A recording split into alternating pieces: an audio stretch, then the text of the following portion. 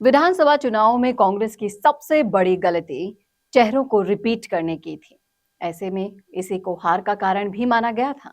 लेकिन अब कांग्रेस को अपनी चयन शैली में बदलाव करना होगा और युवा चेहरों को आगे लाकर नए चेहरों को मौका देकर अपनी पुरानी परिपाटी और रिवाज को तोड़ना होगा।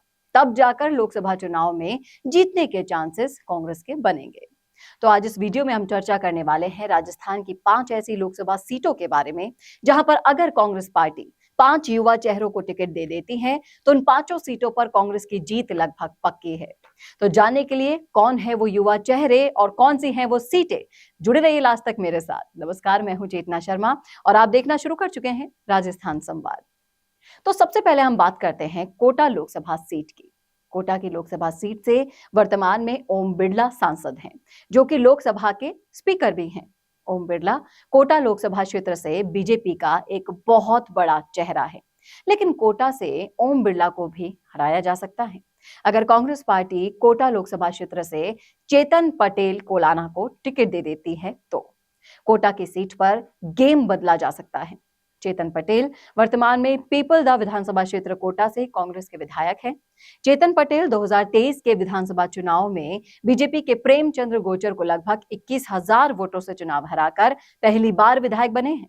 चेतन पटेल एक युवा नेता हैं, जिसकी हाड़ौती क्षेत्र के युवाओं के बीच अच्छी खासी पहचान है। ऐसे में अगर 2024 में चेतन पटेल को कोटा लोकसभा क्षेत्र से कांग्रेस का टिकट मिल जाता है तो यहां पर कांग्रेस की जीत लगभग तय है। इसके बाद आती है अलवर लोकसभा सीट। अलवर की लोकसभा सीट वर्तमान में खाली है, क्योंकि यहाँ के सांसद बाबा बालकनाथ तिजारा से विधायक बनकर सांसद के पद से इस्तीफा दे चुके हैं। अलवर की लोकसभा सीट से कांग्रेस के दिग्गज नेता भंवर जितेंद्र सिंह पिछले 2 लोकसभा चुनाव हार चुके हैं। 2024 में भी अगर कांग्रेस का टिकट भंवर जितेंद्र सिंह को दिया गया तो कांग्रेस का जीतना मुश्किल है। अगर कांग्रेस पार्टी अलवर लोकसभा क्षेत्र से ललित यादव को टिकट दे देती है तो अलवर की सीट पर भी गेम पलटा जा सकता है। ललित यादव वर्तमान में मुंडावर विधानसभा क्षेत्र से कांग्रेस के विधायक हैं। 2023 के विधानसभा चुनावों में ललित यादव ने बीजेपी के मंजीत धर्मपाल चौधरी को लगभग 35,000 वोटों से चुनाव हरा दिया था।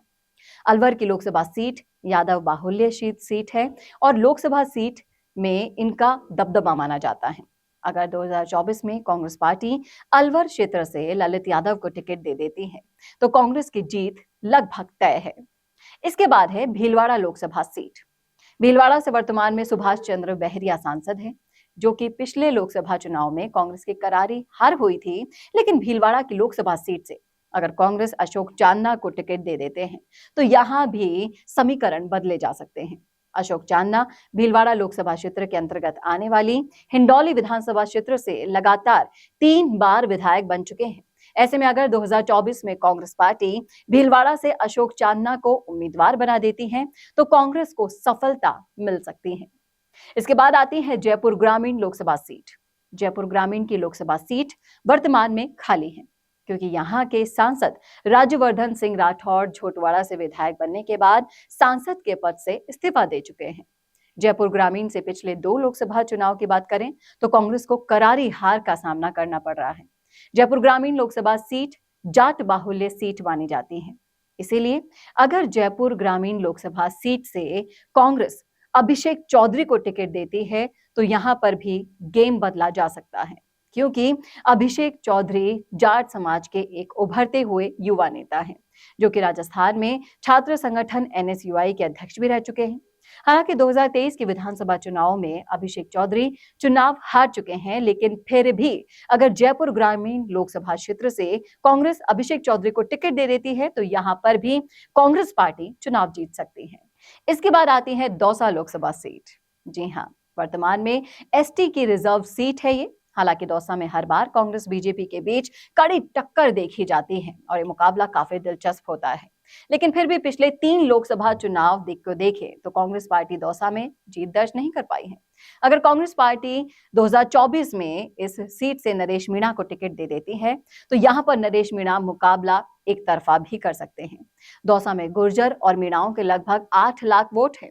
नरेश मीणा को गुर्जर और मीणा समाज के युवा नेताओं के बीच बहुत ही अच्छी पहचान है। जब से नरेश मीणा ने छबड़ा विधानसभा क्षेत्र से निर्दलीय प्रत्याशी के रूप में 44,000 वोट प्राप्त किए थे तभी से नरेश मीणा को दौसा लोकसभा से टिकट देने की चर्चाएं शुरू हो चुकी हैं। ऐसे में अगर 2024 में दौसा लोकसभा क्षेत्र से कांग्रेस पार्टी नरेश मीणा को टिकट दे देती है तो ये सीट कांग्रेस आसानी से जीत जाएगी।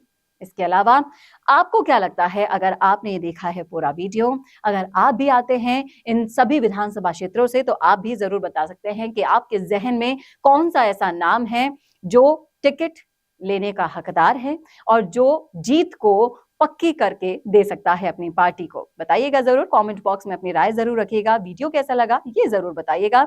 ऐसे ही और वीडियोस के लिए देखते रहिए राजस्थान संवाद। नमस्कार। अब आपको मिल सकती है लाइव चैनल में काम करते हुए पत्रकारिता की डिग्री।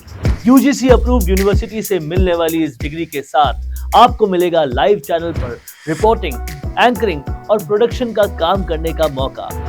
काम करने के साथ सीखना और 70% प्रैक्टिकल और 30% थ्योरी के पैटर्न से सिखाते हुए आपको एक पूरा कोर्स करवाया जाएगा। यही नहीं, यहाँ आपको इंडस्ट्री के हिसाब से ट्रेन करने के लिए आज तक जी न्यूज और कई चैनलों में काम करने वाले लोग लेक्चर्स देंगे। साथ ही परमानेंट फैकल्टीज भी इन चैनल्स और अखबारों में लंबा एक्सपीरियंस ले चुके लोग भी होंगे। इसके साथ ही टीवी, न्यूज़पेपर जैसे ट्रेडिशनल मीडिया की लाइव प्रैक्टिकल ट्रेनिंग के अलावा आपको यहाँ पर डिजिटल मीडिया और डिजिटल मार्केटिंग भी इंडस्ट्री नीड्स के हिसाब से सिखाई जाएगी। तो केवल रटना लिखना नहीं, बल्कि इंडस्ट्री जैसा टैलेंट चाहती है, उसकी प्रैक्टिकल एजुकेशन के साथ कीजिए मास कम्युनिकेशन और जर्नलिस्ट या मल्टीमीडिया एंड एनिमेशन की BVOC डिग्री। और प्लेसमेंट असिस्टेंट से लेकर ट्रेडिशनल और डिजिटल मीडिया की सारी इंडस्ट्री ट्रेनिंग विद इंटर्नशिप आपको मिलेगी मिशिगा इंस्टीट्यूट ऑफ मीडिया स्टडीज में।